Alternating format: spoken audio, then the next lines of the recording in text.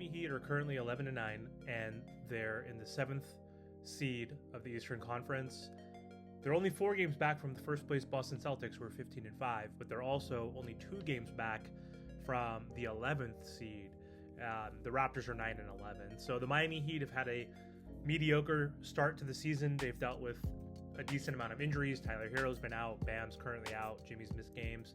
Highsmith, Caleb Martin, you name it. We've had a lot of players out. And so we've had a slow start to the season. And I think the Miami Heat are going to need to make a trade or find someone on the secondary market and find a buyout candidate to help find some offensive firepower. They're not horrible right now, but they're not doing the best in terms of net rating and points per game. So there's a few folks that could be buyout candidates this season that could possibly fit for the Miami Heat. I know the Heat need a point guard and possibly a backup big that's more capable than Orlando Robinson and Thomas Bryant, but there's a few players out there that could be a good fit for the Heat. So one of those players is Evan Fournier, who's on the New York Knicks. Evan has completely fallen out of the New York's rotation, and he was a good player at once. He was once an 18-point per game scorer on good efficiency. He's not the best defender, but he wasn't terrible. And I don't know why, but he's been completely nixed by Tom Thibodeau. It could be because of his defense. It could be because the Knicks want to play younger players as opposed to playing Fournier, who I believe is 30 years old. He is a crafty scorer, and he is capable of generating buckets and creating his own shot for himself. He's a good pick and roll player, so that could match well with Bam Adebayo. Miami lacks a true shot creator off the bench. We do have Caleb Martin, who can create his own shot, but it's not in the same manner as a Evan Fournier.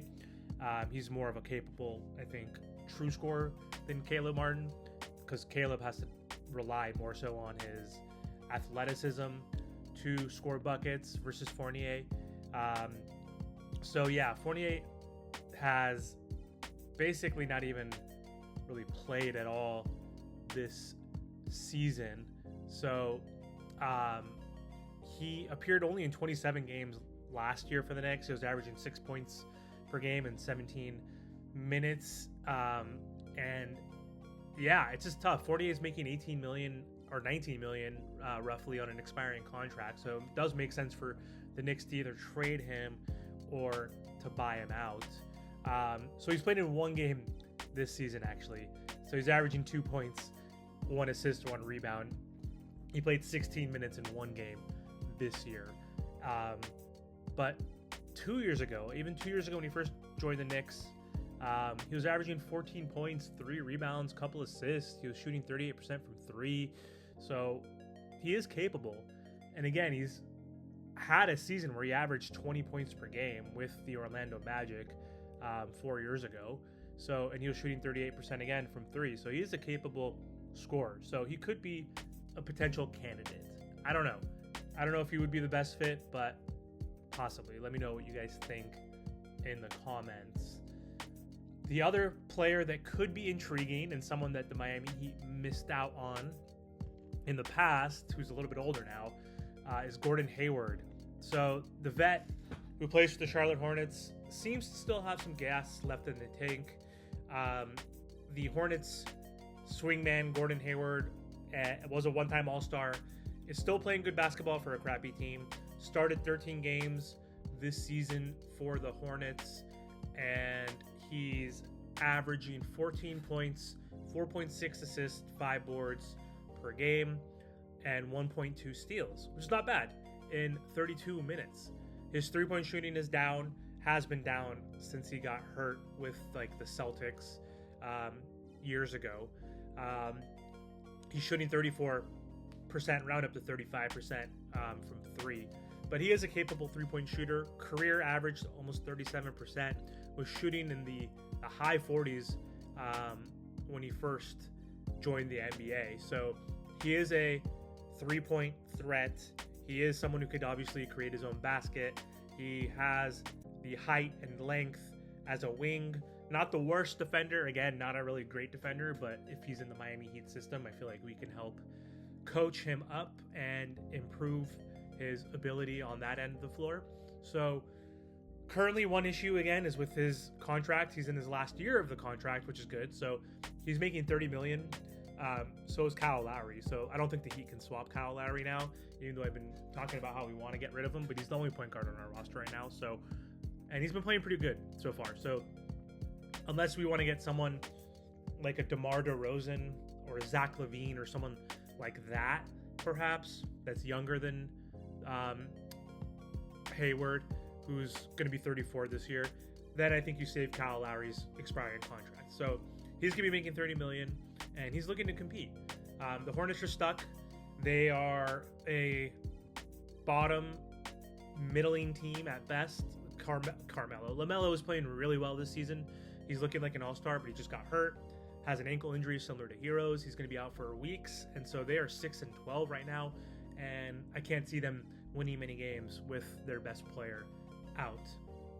So Hayward, can play well without the ball, which is great, or with the ball. He can get a bucket, like I said, score for himself, create his own shot. Good pick and roll player.